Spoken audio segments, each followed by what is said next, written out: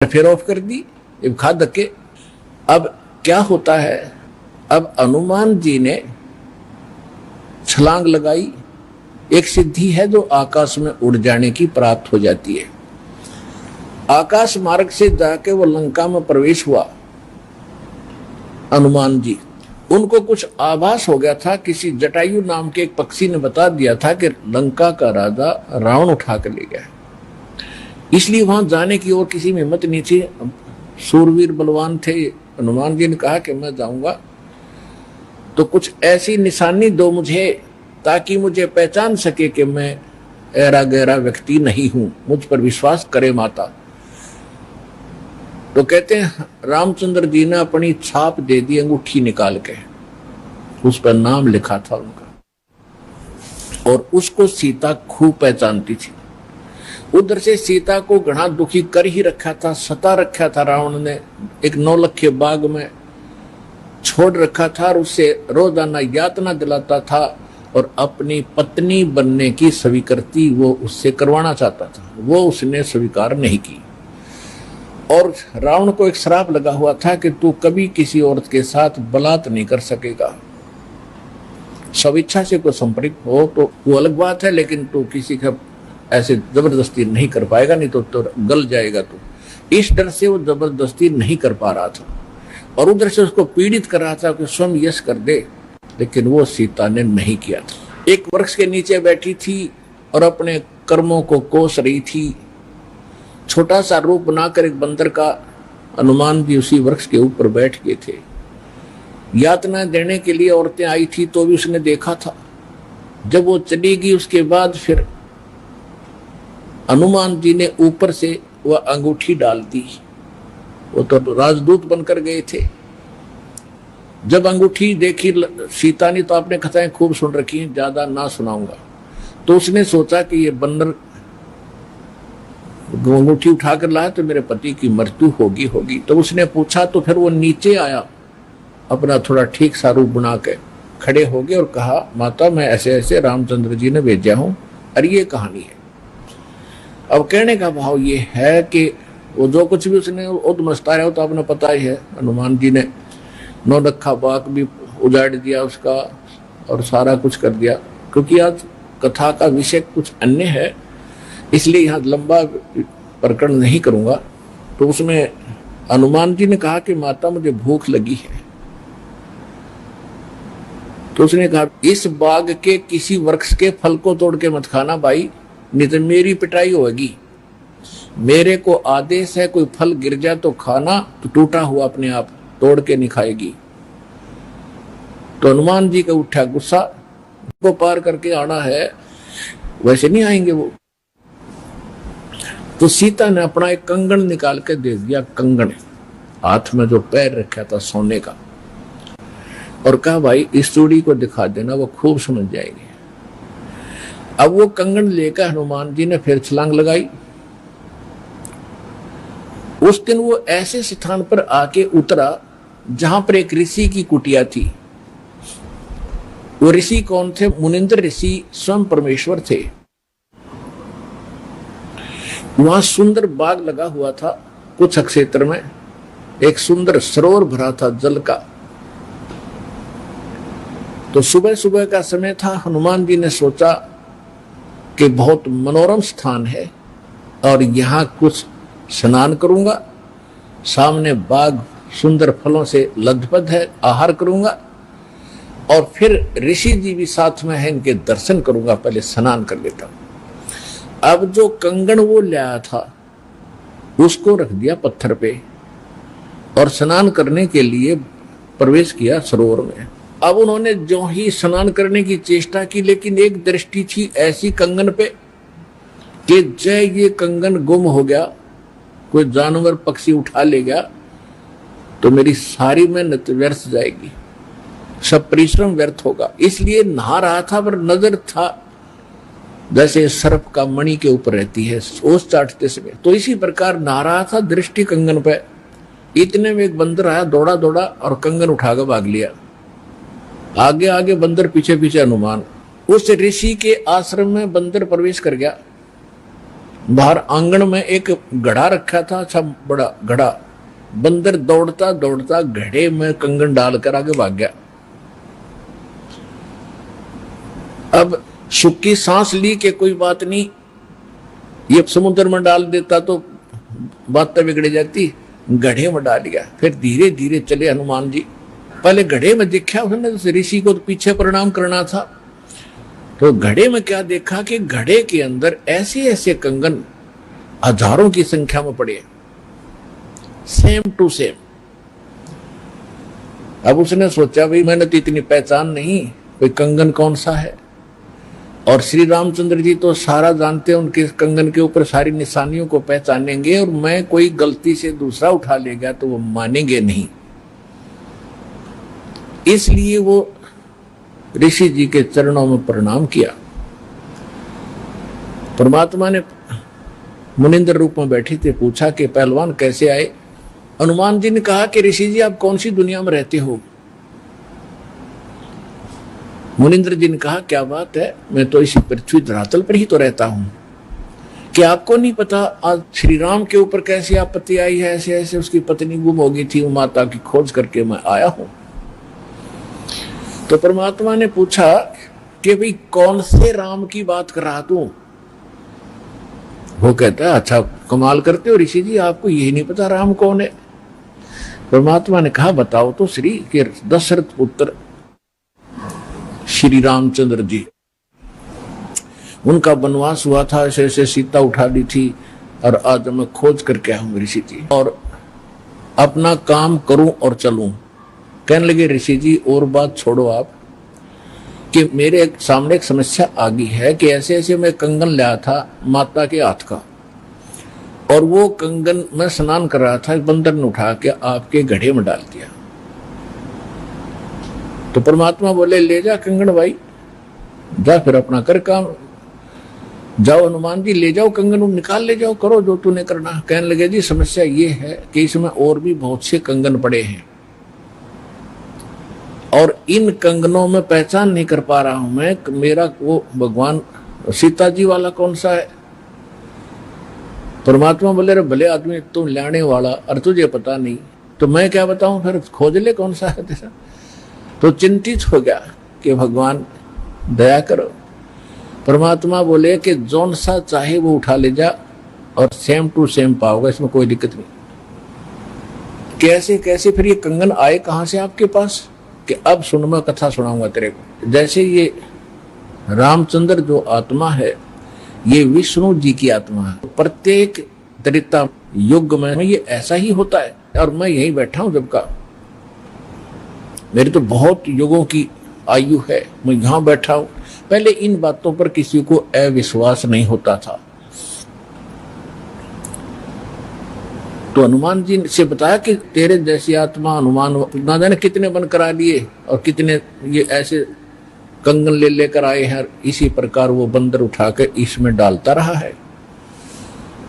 तो हनुमान जी ने पूछा कि हे ऋषिवर, मान लिया आपकी बात, जो कंगन लेकर हनुमान आता होगा तो वो कंगन तो लेकर भी जाता होगा, कहां लेकर जाता है, इस घड़े में मेरी आशीर्वाद से ऐसी पावर है कि डुप्लीकेट कॉपी तुरंत बना देता है, एज इट इज, 1 के 2 कर देता है। और नहीं विश्वास है तो ले ये कटोरा उठा के कोई दिया, ले इसमें डाल के देख ले। हनुमान जी ने कटोरी उठा कर उसमें डाली, तुरंत 2 होगी, 1 जैसी। अब वो दोनों को देख रहा कि सचमुच ठीक है। तब हनुमान जी को कुछ विश्वास हुआ कि संत नहीं, ये कोई और ही महापुरुष हैं, बड़े सिद्धि युक्त हैं, और सारी कथा को सही जानने वाले हैं। लेकिन कहा महाराज मैं आपकी बात से सहमत हूं, होगा कोई और भगवान, पर अब मुझे समय नहीं आपकी सारी बात सुनने का, क्योंकि मैं परमार्थ के काम में लगा हूं। परमात्मा बोले भाई ठीक है, ले जाए, कोई कंगन निकाल ले जाए बेटा, सारे एक जैसे मिलेंगे। वो उठा कर ले गए कंगन को, लेकिन हनुमान जी को फिर भी विश्वास नहीं हो रहा था। जब श्री रामचंद्र जी को दिखा दिया और रामचंद्र जी ने ओके कर दिया, जब हनुमान जी को संतोष हुआ कि 3100 की 100 सच बात हो, वो उधर से वो ऋषि की घटना भी नहीं भूल पा रहा था, उधर से फिर युद्ध भी शुरू होना था। कहने का भाव ये है, बात फाइनल होगी कि सीता वहां है, सारे लक्षण बता दिए, और वो कंगन को देखकर रामचंद्र जी को विश्वास हुआ। अब समस्या आई कि उसके ऊपर पुल बनाएंगे समुद्र पर। वो कथा आपको सुना दी कि 3 दिन तक स्वयं रामचंद्र जी घुटनों पानी में खड़ा होकर के याचना करता रहा। तीसरे दिन जब उसने कहा लक्ष्मण से कि मेरा अग्नि बांध दे, ये लातों के भूत बातों से नहीं मानते, इसको फूंकता हूं। 3 दिन हाथ जोड़ता रहा कि हे सागर राज मुझे रास्ता दे दो, ये मान नहीं रहा। तब विपर रूप धारण करके समुद्र आया। उसने कहा कि भगवान ऐसा ना करो, इसमें ना जाने कितने जीव जंतु हैं, सब नष्ट हो जाएंगे, आपको पाप लगेगा। और ये जल सारा समाप्त हो गया तो ये गड्ढा बन जाएगा, हजारों किलोमीटर गहरा, आप फिर भी नहीं जा सकते। कि हे रामचंद्र जी, ऐसा काम करो, सर्प भी मर जाए लाठी ना टूटे। तो वो कारण जानना चाहा तो समुद्र ने बताया कि आपकी सेना में ये नल नील नाम के 2 ऐसे भक्त हैं जिनको इनके गुरुदेव का आशीर्वाद है कि इनके हाथों से पत्थर भी तैर जाते मेरे ऊपर, और कोई चीज यहाँ पर फ्लोट नहीं कर सकेगी। अपने आत्माओं यहाँ मान बढ़ाई खत्म करती है। और जितने भी वहां आसपास ऋषि महर्षि भगत लोग थे, वो विष्णु पुजारी होते ही थे उस टाइम। तो सब ने पता चला कि विष्णु के अवतार श्री राम आए हैं, श्री राम की पत्नी उठा ली गई है, पता चल गया है वो रावण के यहाँ है, उसके ऊपर। तो नल और नील ये भगत सारे पहुंच गए सेना में, क्योंकि भगत तो हेल्प करें, दुखी ऐसा है कि, तो वो भी सेना में खड़ा पाया आगे दोनों। तो उनको बुलाया गया। रामचंद्र जी ने कहा भी नल नील कौन है, वो आगे आए। अब पुण्यात्माओं यहाँ मार खाता है इंसान, और परमात्मा इस प्रकार की जो हम गलतियां करते हैं, अपना भक्ति नाश करते हैं, उसके लिए सतर्क करते हैं। यहां पर क्या किया, नल और नील के मन में अभिमान आ गया, अहंकार आ गया कि आज हनुमान भी फेल, रामचंद्र भी फेल, क्योंकि पत्थर नहीं तर रहे, समुद्र पर पुल नहीं बन रहा। हमारे पास ऐसी शक्ति है कि पत्थर रखेंगे तैर जाएंगे, आज हमारी वाह वाह हो जाएगी। अंगद भी फेल, सुग्रीव भी फेल, जामवान भी फेल, ये फेल का चक्कर मारा जीव ने। तो उस दिन वो आए, ना मालिक याद किया। रामचंद्र जी ने पूछा कि तुम्हारे पास कोई ऐसी शक्ति है पत्थर तैर जाते? कहाँ जी है, कि ट्राई करके दिखाओ। उठाया, पत्थर रखा, क्यों अभिमान था कि कर देंगे काम, वो डूब गया। दूसरा फिर रखा, वो भी डूब गया। तीसरा फिर रखा, वो भी डूब गया।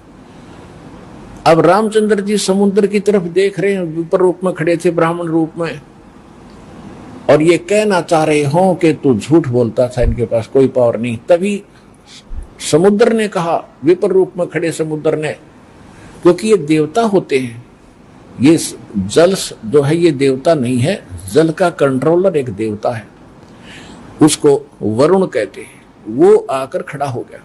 तो वो कह रहा था कि हे नल नील, आज आपने गलती की भाई, आज तुमने अपना गुरु तो याद किए ही नहीं, तुमने तो नाश कर दिया बात का, करो याद उस मालिक को। तब उनको भी याद आया, कहाँ वो गलती बन गई आज तक। तो यहाँ परमात्मा बताते हैं, जैसे माता गर्भ को रख यत्न बनाए, ठेस लगे तो छन हुए तेरी, ऐसे भक्ति नसावे। जैसे किसी बहन बेटी को गर्भ रहा हो तो उसकी कितनी केयर टेक करती है वह, उस लाल को सफल करने के लिए कि मेरा गर्भ पूरा हो और बच्चे का मुंह देखूं मैं। तो वो कैसे चिंतित रहती है, चलते समय भी कहीं ऊंचे नीचे पर पैर ना रखा जा, भगवान मेरा बालक गर्भ खराब ना हो जा। रात को सोती है, करवट लेती है, तब भी एकदम उठ के उधड़क जाती है, कहीं बच्चे पर दाब ना आ गई हो, मेरा गर्भ ना खराब हो जाए। तो कहते हैं जैसे माता गर्भ को और रखे यतन बनाए और ठेस लगे तो छन हो जाता है, तेरी ऐसे भक्ति नसावे। तो इस भक्ति रूपी गर्भ जो आज आपकी आत्मा में परमात्मा के सच्चे शब्द से पल रहा है, इसको इतना संयम से, इतना देखभाल से, यानी सावधानी से इसको परिपक्व करना पड़ेगा। जैसे माता गर्भ को रख है यतन बना, और ठेस लगे तो क्षण हो, तेरी ऐसे भक्ति नसावे। तो छोटी मोटी हम गलती कर देते हैं लापरवाही में, क्योंकि हमने इस लाल की कीमत का नहीं पता। जो आज हमारी आत्मा में सत भक्ति रूपी जो मालिक का मंत्र से गर्भ रह रहा है, यानी आत्मा प्रफुल्लित हो रही है, जो भक्ति रूपी जो लाल हमारे अंदर बन रहा है, इसको ऐसे संभाल के रखना है, ना अभिमान करना है, कोई मर्यादा भंग नहीं करनी है, नहीं तो फिर नुकसान हो जाएगा, आपकी भक्ति नष्ट हो जाएगी।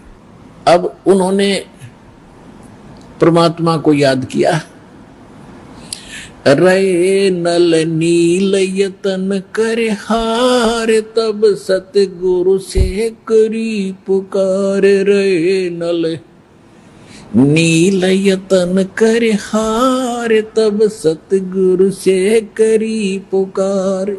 जा सतरे खोलखी अपार सिंधु पे सिला तिराने वाले। जा सतरे खोलखी अपार सिंधु पे सिला तिराने वाले। धन धन सतगुरु सत कबीर भगत की पीड़ मिटाने वाले। धन धन सतगुरु सत कबीर भगत की वो पीड़ मिटाने वाले।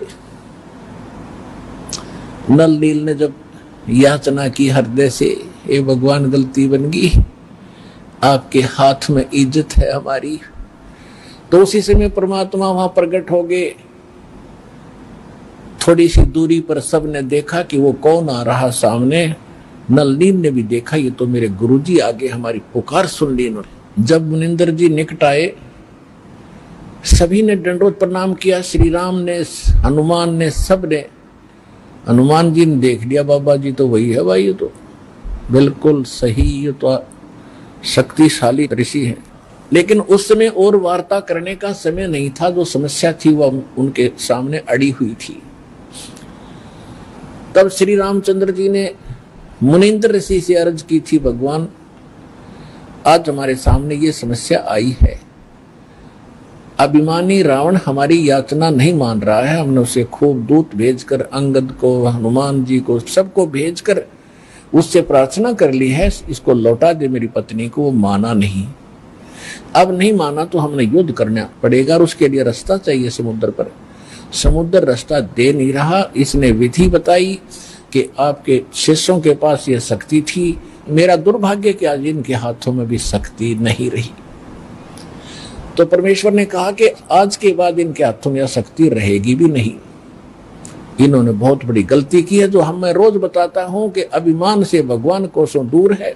और इतने दिन के बाद इतना दुख था इनके ऊपर, इन्होंने फिर बकवास कर दी। अब इनके पास यह शक्ति नहीं रही। तो श्री रामचंद्र जी ने कहा कि हे ऋषिवर, मेरी समस्या का समाधान करो। जब आप अपने बच्चों को, अपने शिष्यों को आशीर्वाद दे सकते हो शिला तिराने का, तो आप खुद भी कृपा बख्श सकते हो, मेरे लिए लंका में जाने का रास्ता बना दो। तब परमेश्वर ने कहा, ठीक है भाई, मेरा वचन है कि तेरा पुल बनवाऊंगा। अब ये रामचंद्र जी का समझ में नहीं आएगी, और क्या वचन है इनका, क्या वायदा है।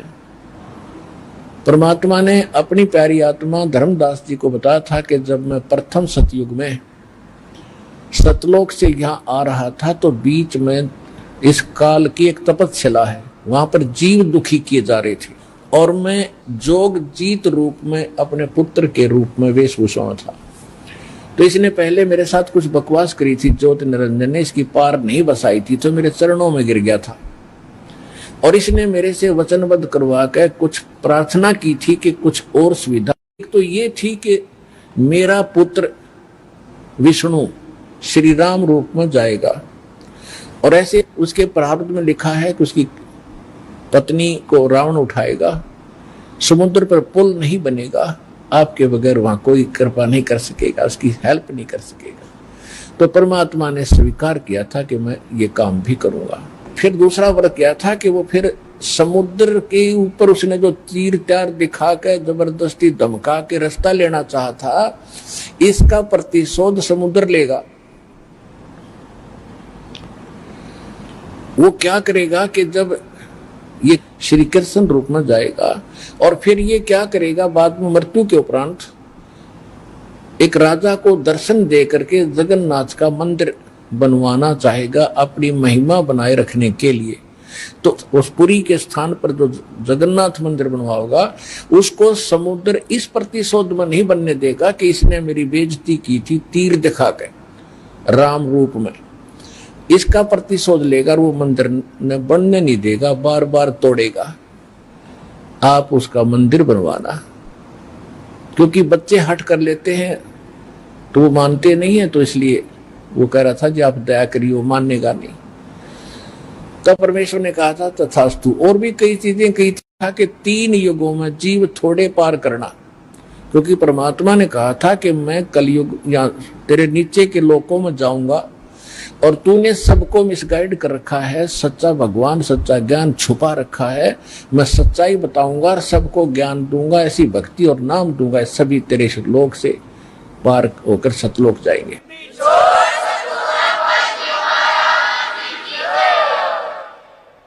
तो इस बात से वो बहुत दुखी हो गया कि तो मेरा नाश करेगा, मेरे बाग को उजाड़ेगा, क्योंकि काल ने हमारे को मिसगाइड करके धोखा करके मूर्ख बना के विवश करके और इस कच्ची बेड़ियों से बांध रखा है, ये शरीर दे दिया, इसमें हाड़ चाम मांस सारा भरा पड़ा है और हमने इतना प्यारा लगा है ये छूट नहीं जा। परमात्मा कहते इतना बढ़िया शरीर दूंगा, वहां जाकर ना नाड़ी होगी ना नस होगी, ना कोई बीमारी ना हारी, ना कोई बीपी हाई ना लो होगा। तो वो हमने पता ही नहीं था कोई ऐसा भी स्थान है जहां ऐसा सुख है। तो परमात्मा ने कहा था तेने क्या हाल कर रखा उन बच्चों का सारा, कोई गधा बना दिया, कोई कुत्ता बना दिया, और जो मनुष्य वो कौन से सुखी है, उनको ऐसा ज्ञान दूंगा और ऐसा मंत्र दूंगा वो यहाँ भी सुखी होंगे, मेरे साथ सतलोक जाएंगे। तो इस बात से वो दुखी हो गया था काल, ये तो नाश करेगा मेरे बाग न उजाड़ेगा। भगवान का पता लग गया, सत्य स्थान का पता लग गया, तो यहाँ कौन रहेगा। तो तब उसने चरणों में गिर के रा करके कबीर भगवान से याचना की थी कि 3 युगों में जीव थोड़े ले जाना और चौथे युग में आप कितने ले जाना।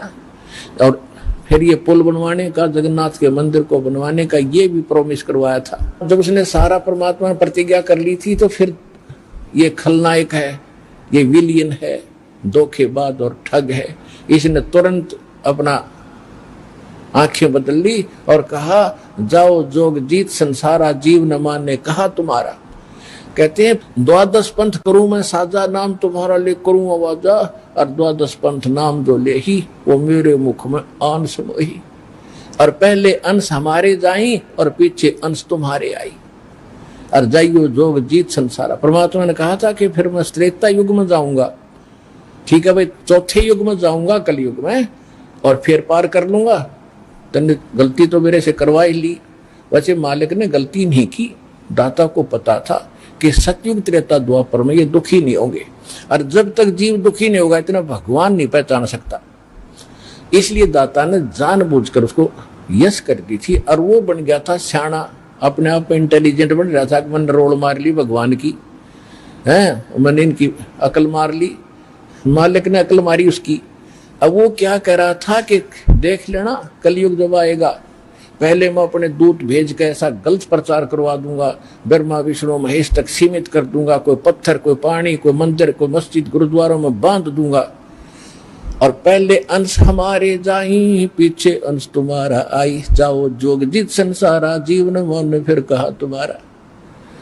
कि पहले मेरे दूत जाएंगे और सारा उल्टा ज्ञान, उल्टा भगवान, उल्टा विधान सबको बता देंगे, गलत मंत्रों से हटा देंगे। ये राधा स्वामी पंथ, धन धन सतगुरु पंथ, निरंकारी पंथ, ये रासाराम जैसे ये सारे नकली पंथ काल के चलाए हुए। तो परमात्मा को पता था कि इसने कर लेते सारे जुगाड़ अपने, और जब मेरा दास जाएगा ऐसे समय में जब इनके परिपक्व हो चुके होंगे सारे पंथ, इन्हें जो कहना सुनना होगा वो सब कह चुके होंगे, जो ज्ञान देना होगा वो दे चुके होंगे, जो नाम देना होगा वो नाम दे चुके होंगे। और जब मेरा दास जाएगा वो प्रमाणित करके दिखाएगा कि सच्चाई ये है, झूठ ये है, तो 2 मिनट में मेरे बच्चे मुझे पहचानेंगे और मेरे पास आ जाएंगे।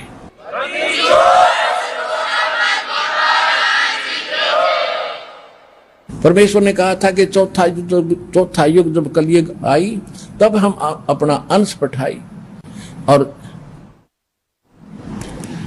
घर घर देखो बोध विचारा और सत्य नाम सब ठोर उचारा। तो इस प्रकार परमात्मा ने जो बताया था कि चौथा युग जब आएगा और कलयुग बीतते 5500 पाचा, जब ये वचन मेरा होगा साचा।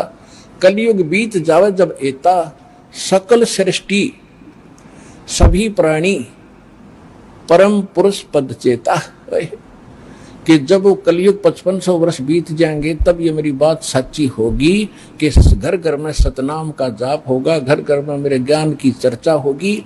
लेकिन ये उस समय सच्चा होगा जब कलयुग 5505 बीत जाएगा और उस समय सभी को पता होगा कि एक परम पद है। कौन सा? गीता अध्याय नंबर 18 के श्लोक नंबर 62 में, जिसके विषय में कहा कि अर्जुन तू सर्वभाव से परमेश्वर की शरण में जा, उसकी कृपा से ही तू परम शांति को और सनातन परम धाम को, शाश्वत स्थान को प्राप्त होगा। गीता अध्याय नंबर 15 के श्लोक नंबर 4 में कहा कि तत्वदर्शी संत की प्राप्ति के उपरांत उस तत्व ज्ञान से इस अज्ञान को काटकर उसके पश्चात परमेश्वर के उस परम पद की खोज करनी चाहिए, जहां जाने के बाद साधक कभी लौटकर संसार में नहीं आते। और जिसने सबरमंडल की रचना की उस परमेश्वर की उस परम पद की यानी अमर लोक की, शाश्वत स्थान की खोज करनी चाहिए।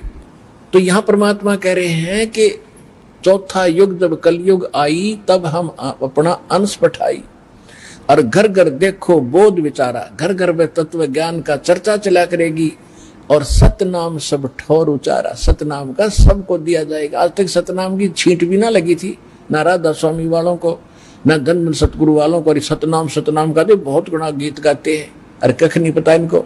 ऐसे सिख समाज को सतनाम का कोई पता नहीं था। नानक साहिब जी सतनाम का जाप किया करते थे, 2 अक्षर का जाप था।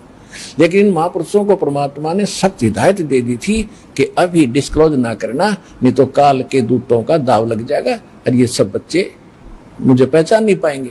तो महापुरुष थे, उन्होंने जो कह दिया सो फाइनल।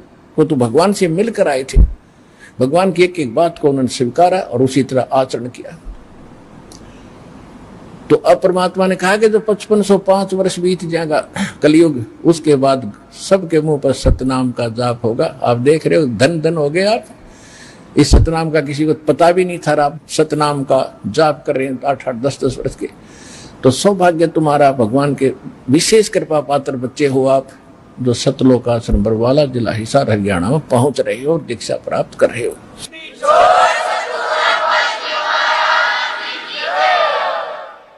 अब प्रसंग आया है कि परमेश्वर ने कहा था कि मैंने तेरे बाप से वचन कर रखा है, इसलिए मैंने आना पड़ा और ये पुल बनवाऊंगा मैं। अब रामचंद्र के बात समझ नहीं आ, मेरे पिता से कैसे वचन हुए होंगे।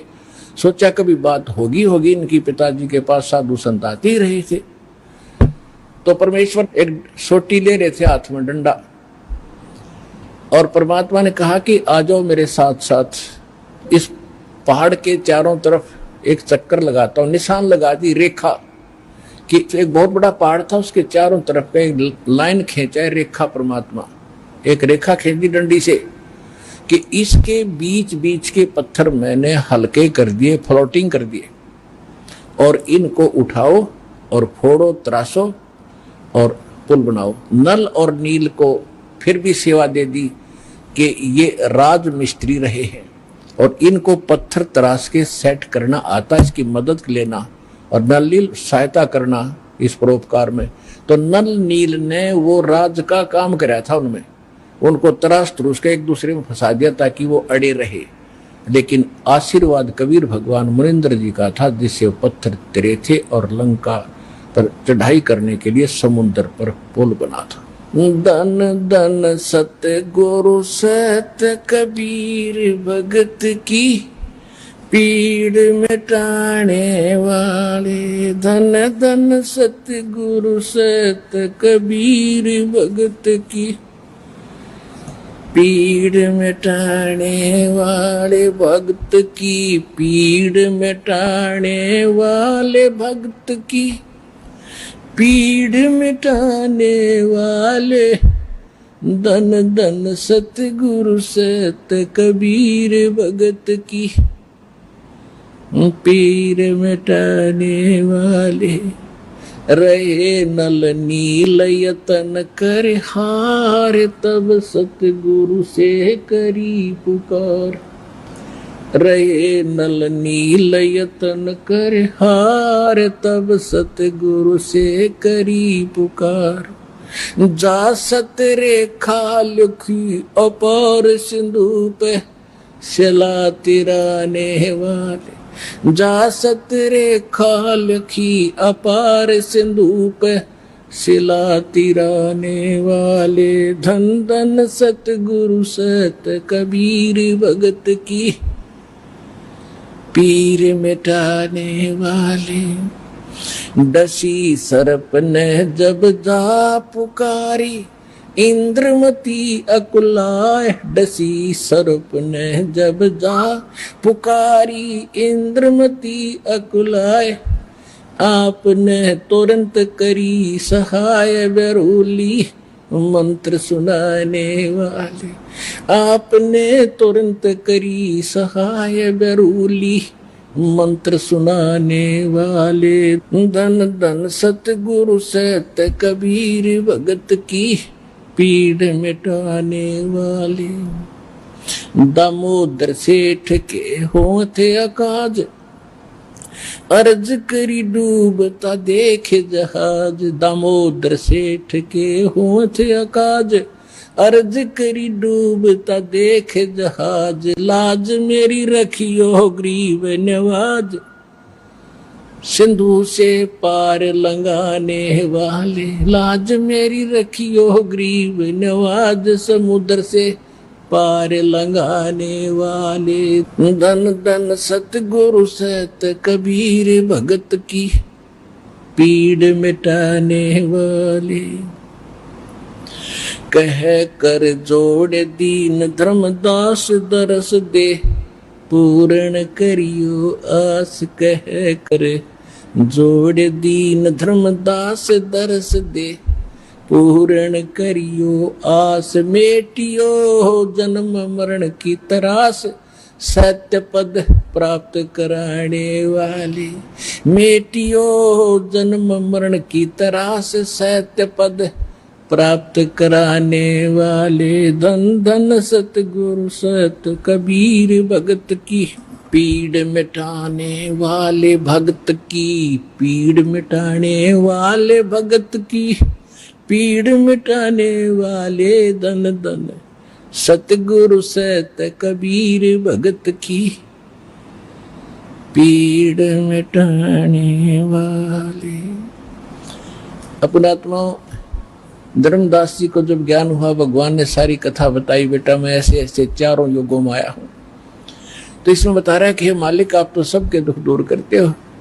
रे नल नील यतन कर हार, तब सतगुरु से करी पुकार। जा सत रेखा लखी अपार सिंधु पे, शिला तिराने वाले। जब धर्मदास जी काल प्रभावित ज्यादा था, धार्मिक आत्मा अवश्य थी, और धार्मिक आत्मा में एक लचीलापन घना होता है। एक आदमी कहता है ऐसा नहीं ऐसा होगा, तो सोच लेता है शायद ऐसा ही होगा, लेकिन तब जब तक हम दृढ़ नहीं होते, मोक्ष प्राप्ति नहीं होती। तो उसको दृढ़ करने के लिए जैसे धर्मदास जी बीच बीच में कुछ ऐसी ऊटपटांग बातें कर देते थे, तो परमात्मा अंतर्ध्यान हो जाते थे। उसको फिर तड़फ जागती थी, फिर रोता था बुरी तरह, फिर वो कथा सुना रहे, फिर रो रहे हैं, रोते हुए पुकार रहे हैं। तो जब कह रहे हैं धन धन सतगुरु सत कबीर भगत की, पीड़ मिटाने वाले, फिर क्या बताते हैं कि आपने नल नील जब हार लिए थे, थक लिए थे यत्न कर करके, उन पर नहीं कुछ हुआ था, तब आपने सतरेखा लिखी अपार। भगवान ने बताई वो मैंने ऐसे किया था, वह मानी सच्ची। फिर कहते इंद्रमती द्वापर युग में एक रानी थी, सर्प ने डस लिया था, वह विश्वास नहीं कर पा रही थी, मालिक करुणा में नाम से आ रहे थे, उसको भी आपने जीवित किया, पार किया।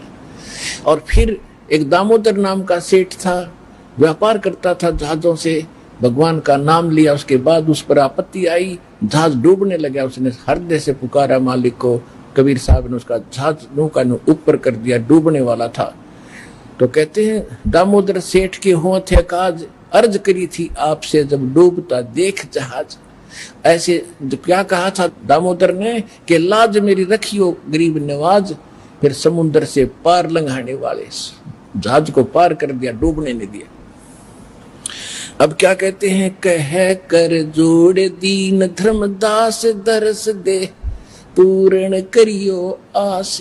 जो भगवान अंतर ध्यान हो गए थे, रो रहा था कि मेरे ऊपर ये बड़ी आपत्ति आ गई, आपका अभाव मुझसे सहन नहीं हो रहा है मालिक।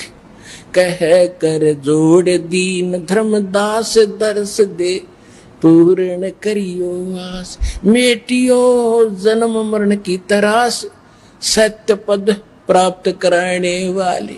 सत्य पद, वो परम पद, वो सतलोक, आपके अतिरिक्त इस सृष्टि में कोई दूसरा मुझे वो प्राप्त नहीं करा सकता। मुझे फिर दर्शन दो मालिक, मेरे से गलती हुई। अब जो प्रश्न चल रहा है, त्रेता युग में दाता ने कैसी लीला की। अब क्या होता है, देखो पुण्यात्माओं, हम परमार्थी भी हैं, क्योंकि भगत का कि वो परमार्थ पर ज्यादा रुचि रखता है, लेकिन परमार्थ के साथ साथ स्वार्थ भी होना चाहिए थोड़ा सा। वो स्वार्थ कौन सा? अपने कल्याण का, आत्म कल्याण का स्वार्थ भी चाहिए।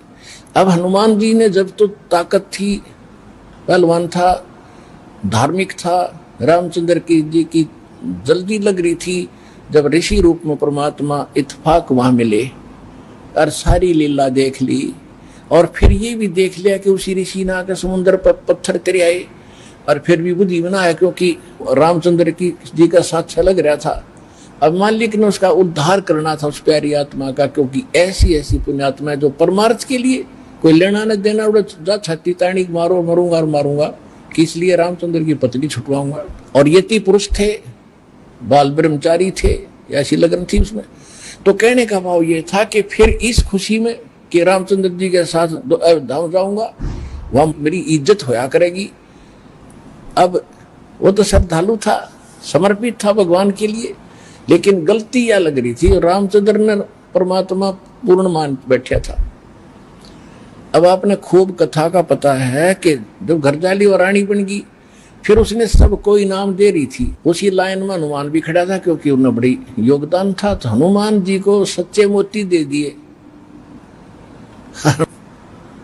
ये क्यों फोड़ डाले? उसने ये कहा कि मैं इसमें ये देख रहा था, इन मोतियों में कहीं राम का नाम है तो मेरे काम है, नहीं तो मेरे काम नहीं है। हनुमान जी का ठेस लगी और उठा कर अपना लंगोट जा बैठा पहाड़ पे। अब बैठा एकला। यहां संसारिक परमार्थ करने से उसको क्या मिला? ये लोग इतना ही देते हैं। जब हम भगवान की शरण में होंगे और फिर परमार्थ करेंगे, परमात्मा हमारे साथ होगा, उस परमार्थ का फल अलग होगा। जब तक आप मनमुखी मंड रहे, किसी की सहारा ला दिया, किसी का उसको सहायता कर दी, वो तो फिर आपको कर देगा अगले जन्म में, वो भी अच्छी बात है, लेकिन वो रिजल्ट लास्ट में निल ही होगा जो आपके समक्ष है। आप कथाएं खूब पढ़ते रहे हो। अब बैठा भगत एकला, वृद्ध हो गया शरीर, एक पहाड़ पे। परमात्मा गए वहां पर, तब अन्य रूप बना लिया परमात्मा ने, अन्य रूप, और जाके कहा भी राम राम, अंजनी के पवन पुत्र राम राम। राम राम महाराज जी, आ जाओ, बैठो। बैठ लिया। भाई कैसे हो, कौन है, क्या नाम है? तूने बताया भाई मेरा नाम तो कोई है नहीं, मैं तो ऐसे भटक रहा हूँ और परमात्मा की खोज में लगा हुआ हूँ, ऐसे ऐसे मुझे, आप भगत आदमी हो, आपसे दो चर्चा करने यहाँ बैठ जाता हूँ, थोड़ी देर राम नाम की चर्चा कर लूँ। करो करो। कल तक हनुमान जी ने गुण गाए कि तीन लोग के भगवान आ रहे, दशरथ के पुत्र घर में रामचंद्र नाम उनका। परमात्मा बोले फिर भगवान ने आप क्यों छोड़ा है? वैसा बढ़िया राम था तेरा। तो भगवान के लिए तो भटक रहा है, और भगवान ने छोड़ा अयोध्या में, तो बैठा पहाड़ पे, फिर यह कौन सी समझदारी तेरी। अब हनुमान जी ने सोचा भाई बात तो बाबा जी ने काटेगी कही। कहने लगा भाई जिसको भगवान मान बैठे राम नहीं है, ये तो नाम रामचंद्र है इसका, राम तो कोई और है जो सुप्रीम पावर है, उसका भेद मेरे पास है। इस राम तो पता नहीं कितने मर लिए। तब उसने कहा कि ये बात है बाबा जी, और क्या था मुझे ऋषि जी वहां पर। तब परमात्मा ने वो रूप बनाया कि भाई मैं हूं वही, तेरे लिए भटक रहा हूं प्यारी आत्मा। चरणों में शीश रख दिया हनुमान जी ने कि महाराज जी मुझे ज्ञान बता दो। परमात्मा बोले अब थक लिया तू संसार से, देख लिया तेने क्या उपकार किया, तुझे क्या मिला वहां से, और उनको क्या मिलेगा वो फिर बता दूंगा, अब तेरे जचे को नहीं। वो क्यों उसका जूते लाग लिए वहां से। तुमने बोला महाराज वह सच्चा ज्ञान बताओ, मैं सारी सुनूंगा। सारा ज्ञान बताया कि मैं सिद्धानु का भगवान हूं, तो नहीं जचा कि मैं उस परमात्मा का संदेश लेकर आता हूं, चारों युगों में आता हूं। सारी कहानी सुनकर कति सच्ची मान ली, और फिर कहा कि जब आंखें देखो कि अभी आप वहां से आते जाते हो तो तब कुछ यकीन हो। तो परमात्मा वहां से उड़े आकाश में, और उसको दिव्य दृष्टि दे दी हनुमान जी ना, तो 1 किलोमीटर पाछे कुछ दिखा को नहीं। हनुमान जी देख रहे यहाँ से बैठे, वो ज्वालिए सारे लोग दिखे, राम कृष्ण नर के नीचे रह गए, और वो पहुंच गए सतलोक में, वहां तक देख रहा है। फिर कहा कि महाराज वापस आ जाओ, मेरा पूरा विश्वास हो गया। तो वापस आ गए। तब हनुमान जी ने नाम लिया उस परम पिता से, तो उस आत्मा का कल्याण हुआ। पुण्यात्माओं ये है सत्यनारायण कथा।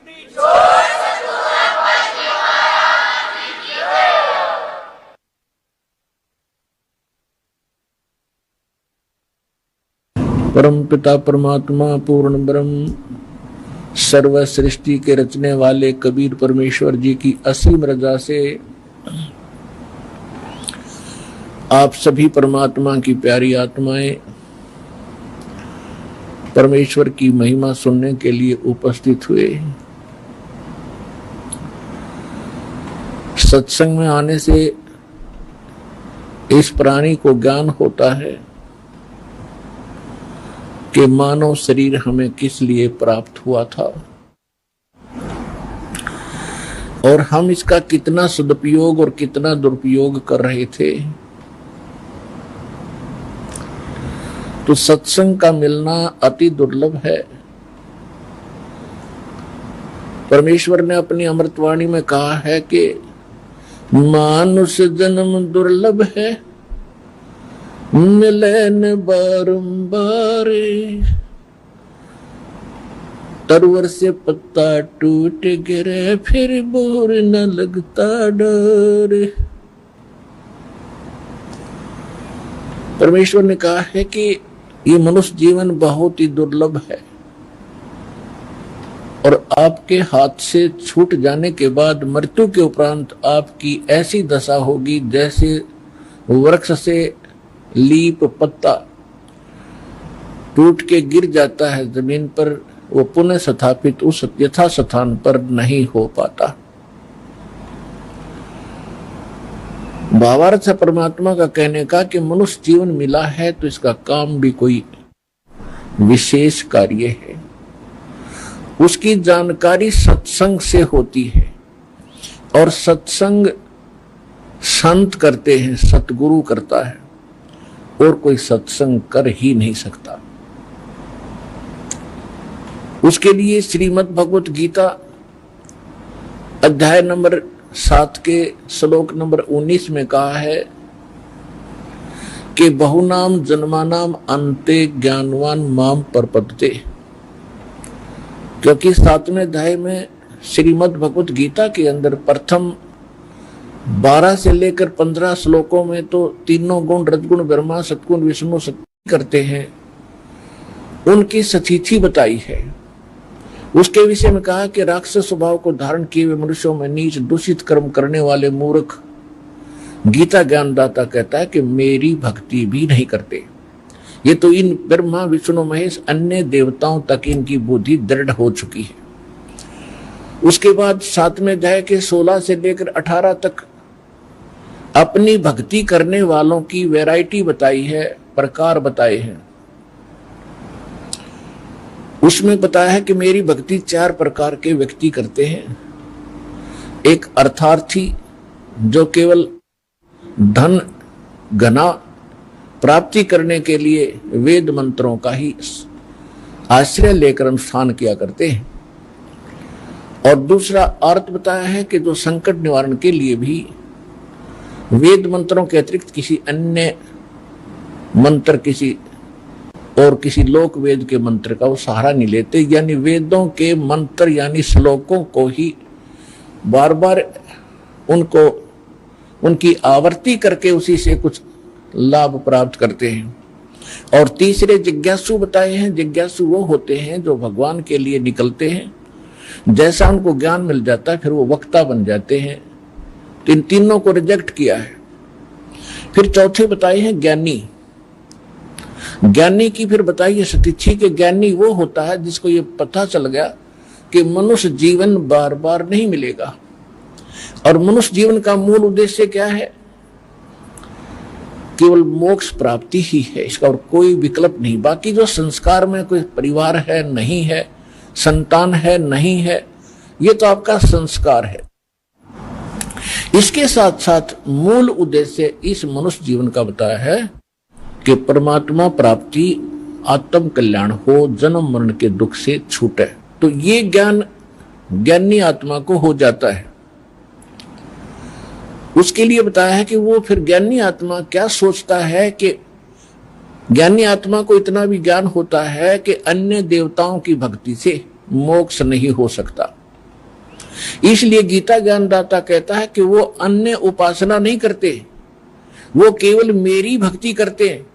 लेकिन उनको तत्वदर्शी संत यानी सतगुरु ना मिलने से 7वें अध्याय के 18वें श्लोक में कहा है वो ज्ञानी आत्मा है तो उदार नेक हैं, अच्छी आत्मा है, समर्पित हैं, लेकिन वो मेरे वाली घटिया साधना में, गति में, मेरे वाली घटिया गति में ओम से मिलने वाली, ओम जाप है ब्रह्म का, और ब्रह्म से प्राप्ति होती है ब्रह्मलोक।